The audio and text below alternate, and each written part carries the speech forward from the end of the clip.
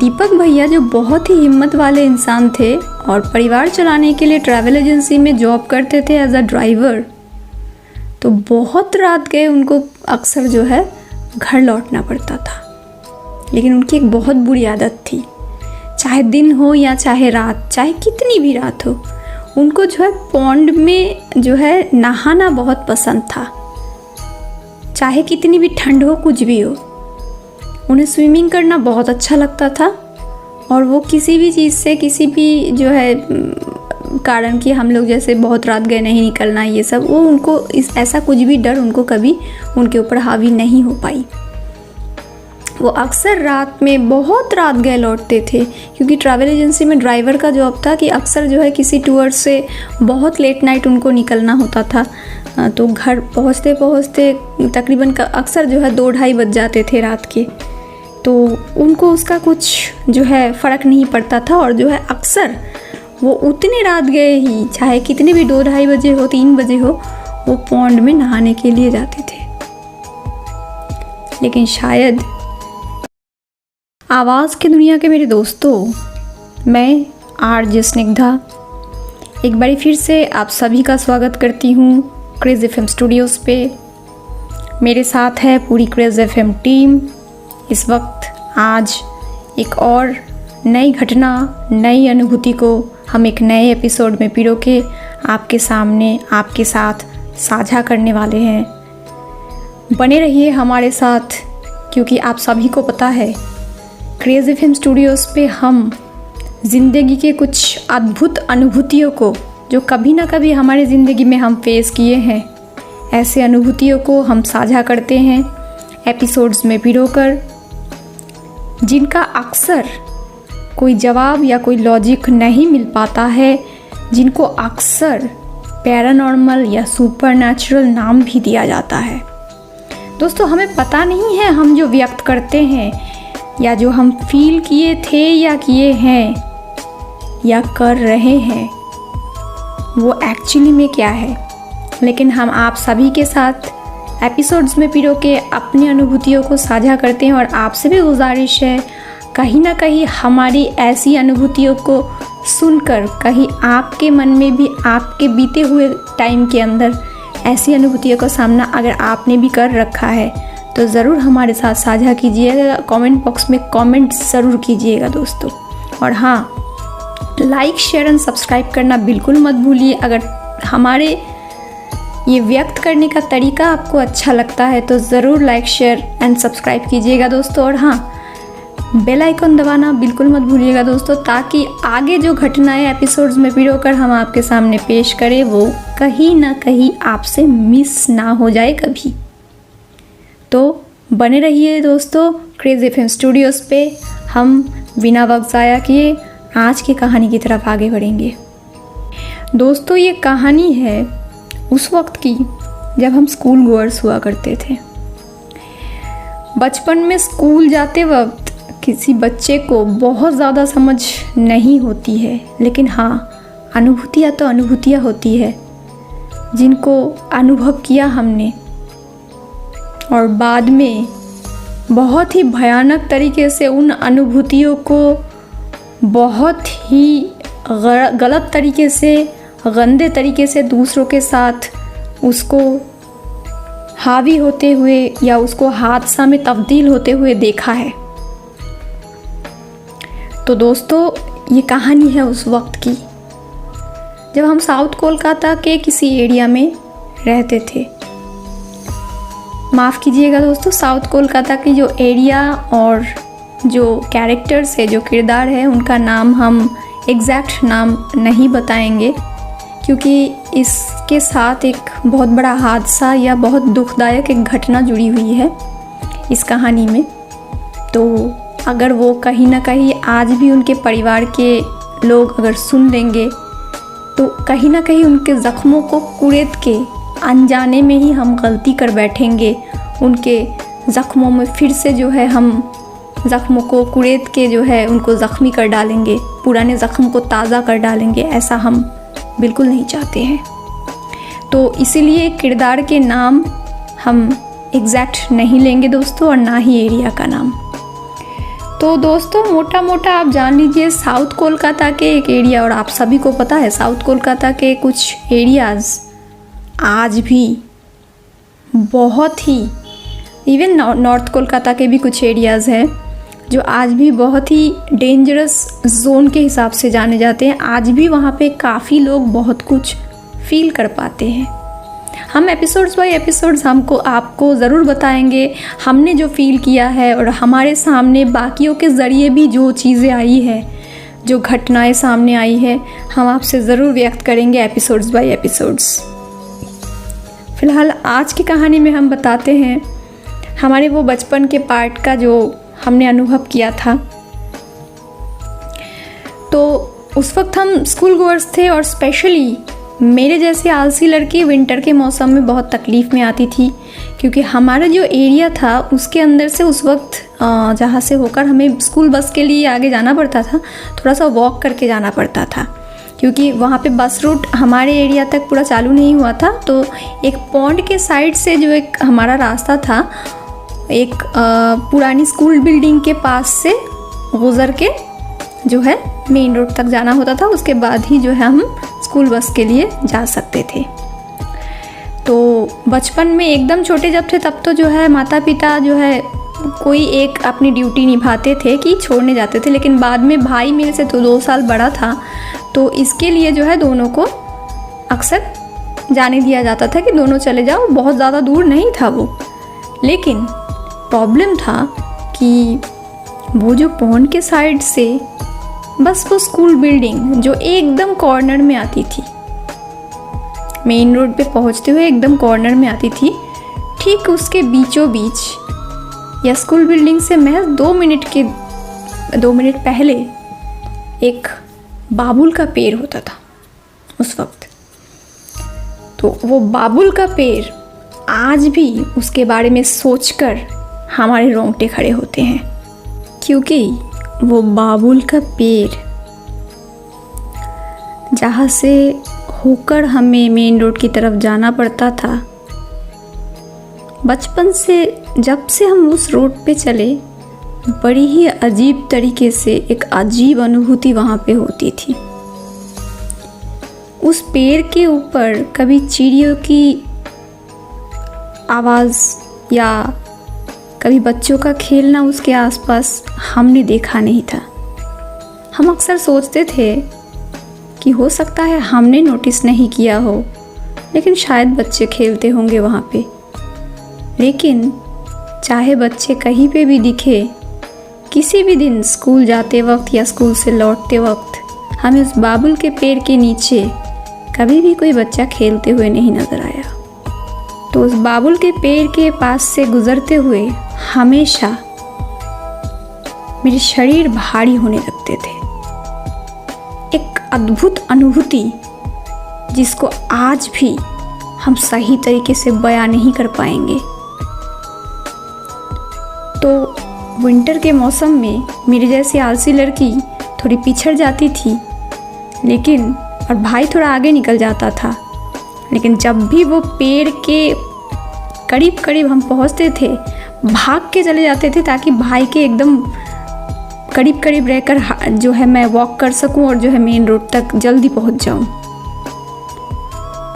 तो ऐसे ही वक्त बीत रहा था, और हम इसलिए भाई को नहीं बता पाते थे अपनी फीलिंग्स कि भाई मेरे फीलिंग्स को मजाक में उड़ा देगा, वो कभी ये अलाउ नहीं करेगा, कभी ये मानेगा नहीं कि ऐसा भी कुछ फील हो सकता है या मैं ऐसा कुछ फील कर पाती थी।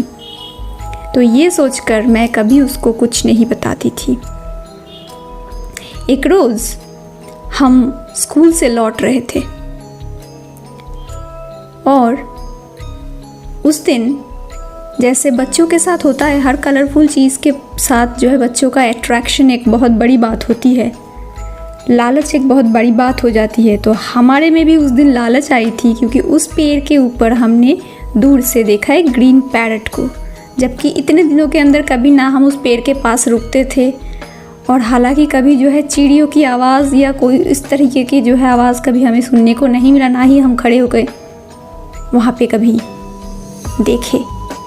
लेकिन उस रोज़ बहुत अजीब तरीके से एक स्वीट कलर का, बहुत स्वीट ग्रीन कलर का पैरट, बहुत ही खूबसूरत, उस पेड़ के ऊपर हमें दिखाई दिए। एज़ यूजुअल भाई मेरे से बस महज 2 साल का ही बड़ा था, तो दोनों ही बच्चे थे। लालच मन में जाग गई कि ऐसे कलरफुल चीज़ को जो है हमें ज़रूर अपने ग्रिप में लेना चाहिए। तो ऐसा सोचकर भाई जो है अपने कदम आगे बढ़ाता है, लेकिन एकदम पेड़ के करीब पहुंचते ही क्या सोचकर वो बिल्कुल भाग के वापस आ जाता है, एकदम उल्टी दिशा पे। मतलब राइट साइड पे वो पेड़ था और वो एकदम लेफ्ट साइड में भागकर आता है और वो मुझे बोलता है चल जल्दी घर चलते हैं। और हम जल्दी घर वापस आ जाते हैं बिना किसी सवाल के। हालांकि सवाल मेरे मन में उस वक्त बहुत उमड़ रही थी, बहुत घूम रहा था कि ऐसा क्या हो गया कि भाई वहाँ से भाग गया। तो इसका मतलब ये क्या ऐसा है कि जो मैं फील कर पाती थी उस वक्त, वही भाई ने फील किया। सवाल मन में रहा, लेकिन दोपहर तक हम कुछ नहीं बोल पाए।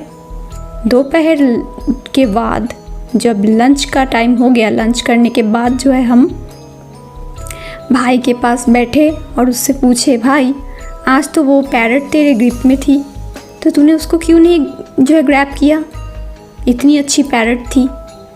तो पहली बार भाई ने भी वही फील व्यक्त किया जो मैं अक्सर फील करती थी। भाई बोलने लगा, पता नहीं क्यों उस पेड़ के पास जाते ही शरीर में एक भारीपन सा लगने लगता है, एक अजीब सी फीलिंग। ऐसा लगता है कुछ दबाने की कोशिश कर रहा है, कुछ ज़ोर से पकड़ने की कोशिश कर रहा है मेरे शरीर को। ऐसी बात सुनकर पहली बार मैंने भी भाई से यही बात कही कि मेरी भी ऐसी सेम फीलिंग्स होती है जो मैं भाग के वहाँ से चली जाती हूँ। तो दोनों ने हमने डिसाइड किया कि आगे जो है हम कभी भी किसी को बताएंगे नहीं, क्योंकि बाकी सब लोग ऐसे ही हमारी बातों को मजाक में उड़ा देंगे कि बच्चे क्या फील करते हैं पता नहीं। तो हम उनको नहीं बताएंगे, लेकिन हम कभी भी वहाँ से अकेले नहीं गुजरेंगे और वहाँ से जल्दी जल्दी जो है, चाहे विंटर हो या समर, मेरे को स्पेशली हिदायत दी गई कि वहाँ से जो है भाग भाग के निकल जाना है, कभी भी वहाँ पे ज़्यादा टाइम तक या स्लोली वॉक नहीं करना है। तो मैंने भी मेरे ही सेफ्टी के कारण और जो है मैंने उस पर सहमत व्यक्त किया। ऐसे ही चल रहा था, हम लोग अक्सर आते थे और वहाँ से एकदम मैराथन का रेस के माफिक जो है वहाँ से भाग के आ जाते थे, क्योंकि वो उस वक्त वो जो पैच था स्कूल बिल्डिंग से लेकर पॉन्ड का जो एक घाट हुआ करता था, उसी के पास में था वो पेड़, थोड़ी ही दूरी में। तो वहाँ से वहाँ तक जो है वहाँ का पैच हम बहुत जल्दी जल्दी पार कर लेते थे। तो ऐसे ही दिन चलता रहा और हम अपने डर को या हम अपनी अनुभूति को छुपाते रहे अपने माता पिता से भी, ताकि वो हमें डांटे नहीं ऐसा सोचकर। अच्छे से याद है वो दिन, एक दिसंबर की सुबह थी। उस साल दिसंबर के महीने में जमकर ठंड पड़ी थी, बहुत ही ज़्यादा, मतलब सर्दी का मौसम सब ने बहुत जमकर फील किया था। स्पेशली हम लोगों ने जो सुबह के वक्त स्कूल जाते थे, बहुत उसका जो है मतलब ठंड का इफ़ेक्ट बहुत ज़्यादा हुआ था उस साल। तो हमें याद है वो शायद सैटरडे था और हमारी छुट्टी हुई थी उस दिन। सुबह उठकर हम सुनने लगे लोगों के मुंह से, पूरे मतलब इलाके में ये खबर फैल गई थी कि दीपक दा के साथ, मतलब दीपक भैया के साथ कुछ गलत हो गया। एंड मुझे अच्छे से याद है कि हमारे जो पापा जी वो भाग के गए थे, क्योंकि दीपक भैया का जो घर है वो हमारे लेन के बैक साइड पे, मतलब इट वाज 6th लेन, तो वहाँ पे उनका घर था। तो उनके जो पिता थे, पहले उनके साथ एक एक्सीडेंट हुआ, तो उसकी वजह से उनको जो है काम छोड़ना पड़ा, उनका जॉब नहीं रही उनकी जॉब। तो उसकी वजह से दीपक भैया, हालांकि हमसे बहुत सीनियर थे, लेकिन दीपक भैया उस वक्त पूरी पढ़ाई अपनी कंप्लीट नहीं कर पाए थे, लेकिन उनके ऊपर पूरे परिवार की रिस्पॉन्सिबिलिटी आन पड़ी थी। और दीपक भैया के पास ऐसा कुछ भी नहीं था कि वो अर्निंग के लिए कुछ ऐसा सोच पाए, लेकिन हाँ, उन्होंने ड्राइविंग बहुत अच्छे से सीख रखी थी। तो इसकी वजह से किसी ट्रैवल एजेंसी के अंदर वो जो है एज अ ड्राइवर जॉब करने लग गए परिवार चलाने के लिए। दीपक भैया एक बहुत ही हिम्मत वाले इंसान थे, मतलब उनको किसी भी चीज़ का डर कभी नहीं था, कभी भी नहीं। तो जो हादसा या जो भी हम थोड़े बहुत हमें सुनने को मिला, हम और भाई एक दूसरे को देखते रहे और पूरी जानकारी लेने के लिए दिन भर जो है इर्द गिर्द कान लगाते फिरे कि जो है एक्चुअली में हुआ क्या, क्योंकि हमारे माता पिता जो है हमें एग्जैक्ट बातें नहीं बता रहे थे क्योंकि हम डर ना जाए। तो घटना ये हुआ था और हम जब बोले थे कि हम मिलने के लिए जाएंगे दीपक भैया के घर, तो हमें बिल्कुल रोका गया कि कहीं नहीं जाना है आप लोगों को। तो इससे जो है हमारे जो डाउट का सिलसिला और डर और ज़्यादा बढ़ चुका था उस वक्त, जब तक हम पूरी कहानी नहीं जान पाते। तो एक दीदी थी हमारी ही गली में रहने वाली, उनके साथ समहाउ जो है वो लोग रिलेटेड थे, उनकी फैमिली। तो वो अंकल के जो है घर वो दीदी गई थी और उन्होंने जो है मुझे सारी घटनाएं व्यक्त किए थे। तो घटना ऐसा हुआ था कि दीपक भैया जो बहुत ही हिम्मत वाले इंसान थे और परिवार चलाने के लिए ट्रैवल एजेंसी में जॉब करते थे एज अ ड्राइवर, तो बहुत रात गए उनको अक्सर जो है घर लौटना पड़ता था। लेकिन उनकी एक बहुत बुरी आदत थी, चाहे दिन हो या चाहे रात, चाहे कितनी भी रात हो, उनको जो है पॉन्ड में जो है नहाना बहुत पसंद था। चाहे कितनी भी ठंड हो, कुछ भी हो, उन्हें स्विमिंग करना बहुत अच्छा लगता था। और वो किसी भी चीज़ से, किसी भी जो है कारण कि हम लोग जैसे बहुत रात गए नहीं निकलना, ये सब, वो उनको ऐसा कुछ भी डर उनको कभी उनके ऊपर हावी नहीं हो पाई। वो अक्सर रात में बहुत रात गए लौटते थे, क्योंकि ट्रैवल एजेंसी में ड्राइवर का जॉब था कि अक्सर जो है किसी टूर से बहुत लेट नाइट उनको निकलना होता था। तो घर पहुंचते पहुंचते तकरीबन अक्सर जो है 2-2:30 बज जाते थे रात के। तो उनको उसका कुछ जो है फ़र्क नहीं पड़ता था और जो है अक्सर वो उतने रात गए ही, चाहे कितने भी 2-2:30 बजे हो, 3 बजे हो, वो पॉन्ड में नहाने के लिए जाते थे। लेकिन शायद इस बारी ऐसा उस दीदी का कहना था या सब लोगों का कहना था कि अमावस की रात थी। लोग रिलेट कर रहे थे कहानी को, घटना को, कि इस वजह से हुई थी या इस वजह से हुआ होगा, क्योंकि अक्सर तो वो ऐसा करता था। तो उस रात क्या हुआ, वो लौटा था और जैसे एज यूजुअल वो करता है दीपक भैया, साबुन वगैरह लेकर पीछे के बाइलेन से होकर उसी स्कूल के सामने से गुज़रते हुए, उस पेड़ के नीचे से गुज़रते हुए, जाहिर सी बात है पॉन्ड के उस घाट पर आया नहाने के लिए। तो दीपक भैया, जैसा दीपक भैया के मुँह से जितना हो पाया सबने सुना, तो दीपक भैया का ये कहना था, जब वो स्कूल बिल्डिंग को क्रॉस करके मोटा मोटा आगे की तरफ बढ़े, उनको बार बार लग रहा था कोई एक साये की तरह उनके पीछे चल रहा है। उन्होंने मुड़कर देखने की कोशिश की, लेकिन कोई दिखाई नहीं दिया। लेकिन उनके कानों तक जैसे ये आवाज़ पहुंच रही थी कि जैसे कपड़े घिसने की, मतलब चलते वक्त जैसे कपड़े घिसने की आवाज़ होती है, वो आवाज़ वो महसूस कर पा रहे थे। लेकिन दीपक भैया किसी भी चीज़ के अंदर डरते नहीं थे। वो पीछे मुड़कर देखे, कोई नहीं दिखा तो आगे की तरफ चल दिए। अब दीपक भैया पॉन्ड के घाट पर पहुंच गए। एक बारी पूरे नीचे उतरकर डुबकी भी लगाए, फिर आके बदन पे साबुन जो है रगड़ना शुरू किया। साबुन रगड़ते वक्त दीपक भैया को ऐसा लगा कि पीछे कोई खड़ा है। ऐसा लगा कि उनके कंधे के ऊपर कोई बहुत गरम गरम सांसें, कोई भारी सी कुछ चीज़ ऐसे जैसे पीछे लेकर खड़ा हुआ हो, तो बहुत अजीब लग रहा था। तो दीपक भैया पीछे मुड़कर देखे तो कोई सफ़ेद साड़ी में लंबी सी घूंघट डालकर दीपक दा के पीछे खड़ी थी।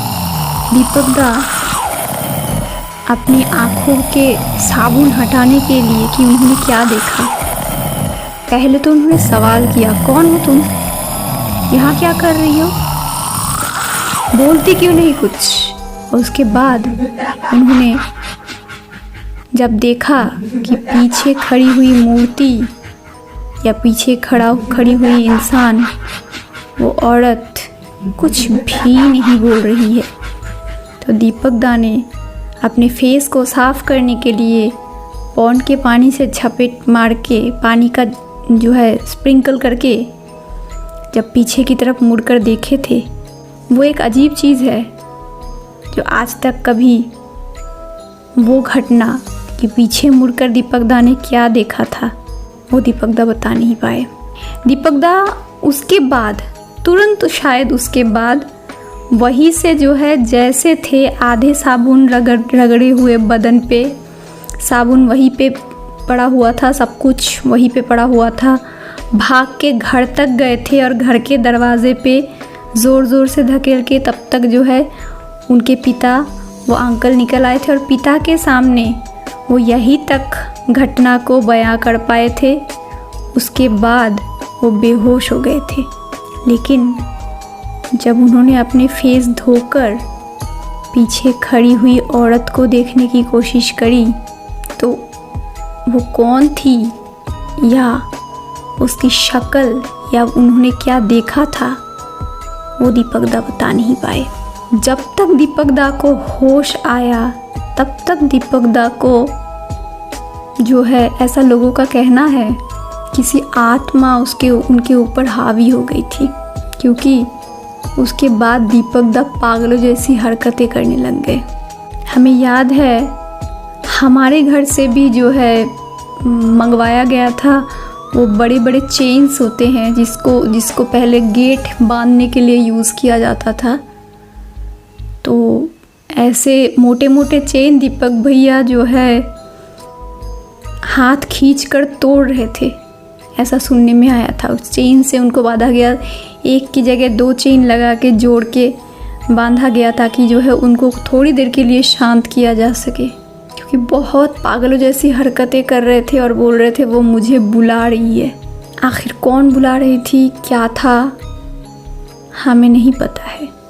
लेकिन उस घटना के बाद दीपक भैया जो एक बहुत ही हट्टे कट्टे नौजवान थे, बहुत हार्ड वर्किंग पर्सन थे, उनको जैसे ख़त्म ही कर डाली वो घटना ने।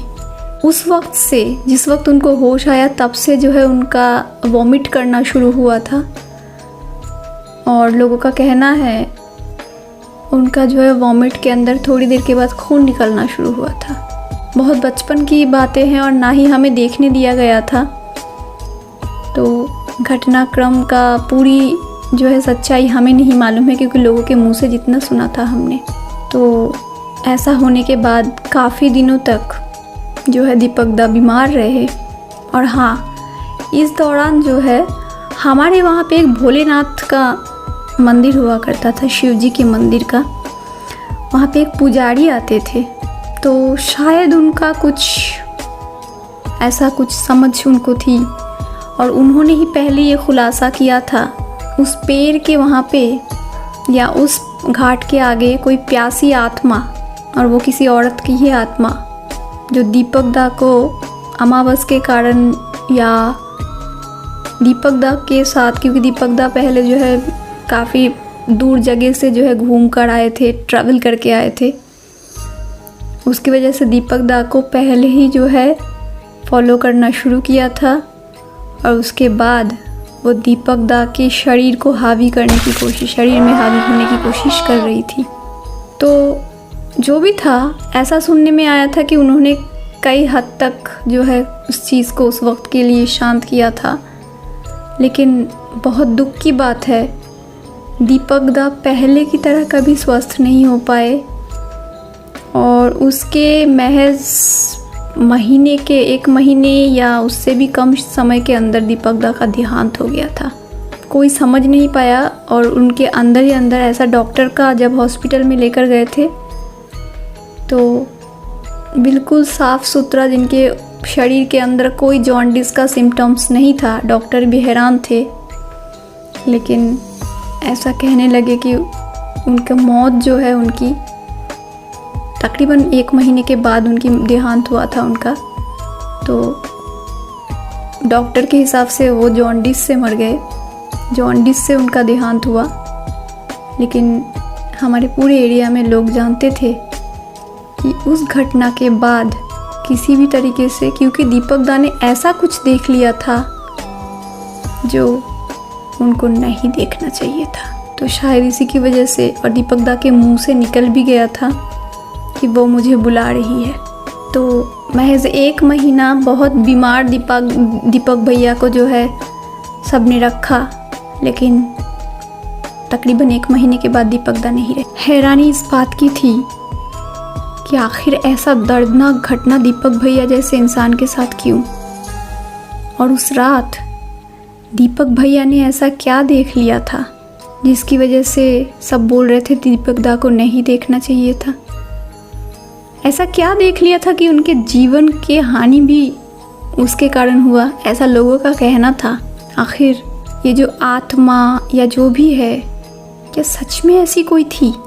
ये सवाल काफ़ी दिनों तक हमारे मन में था। हालांकि उसके बाद कुछ घटनाएं और हुई थी जिसकी वजह से सबके मन से वो कारण क्लियर हो गया था कि जो आत्मा और जो भी है, जो भी उन्होंने सोचा था वो क्या है, क्यों है। तो लोगों ने, एरिया के लोगों ने जो है उसका हल भी निकाला था। तो उसका जिक्र हम अगले एपिसोड में ज़रूर करेंगे, क्योंकि उसके साथ और भी कई घटनाएं जुड़ी हुई है। तो बने रहिए हमारे साथ अगले एपिसोड्स के लिए। तब तक के लिए हम आपसे अलविदा चाहेंगे। और हाँ, कमेंट करके ज़रूर बताइएगा आज की कहानी आपको कैसी लगी, आज की अनुभूति जो हम शेयर किए वो आपको कैसी लगी। माफ़ कीजिएगा क्योंकि हमने सही नाम किरदार का नहीं लिया है, हम पहले ही बता चुके हैं, उसके लिए हम माफ़ी चाहेंगे। लेकिन कहानी की सच्चाई और अनुभूति की सच्चाई को सुनकर आपको कैसा लगा ज़रूर बताइएगा। तब तक के लिए पूरे क्रेज़ एफएम परिवार की तरफ से आप लोगों को गुड नाइट, शब बखैर। Thank you so much.